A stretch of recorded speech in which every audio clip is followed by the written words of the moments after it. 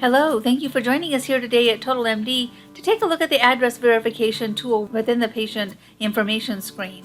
By clicking on a patient who is in the system, you can go in and double check their address before you send a statement to make sure that it'll get there. If we double click on this patient, it'll tell us that the address is correct. However, the post office always sends it back in all caps with no punctuation and the extra 4 digits on the end. So if you wanted to add that to your record, you could click yes and tell it okay. Looking at a patient who is missing some information, we're going to look at this patient who has our office address. And once we go in and verify that address, it's going to tell you it needs some more information, such as a suite or an apartment number.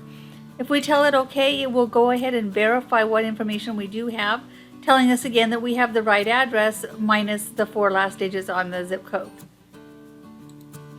If we look at a patient who does not have a correct address, it will give us a warning and tell us that as well. By clicking on the check mark here, it says address not found. This is an address we just made up. So this address doesn't actually exist, and you can't send a patient a statement there. Thank you for joining us here today at TotalMD to take a look at the address verification tool. If you have further questions regarding this functionality of TotalMD, please give us a call.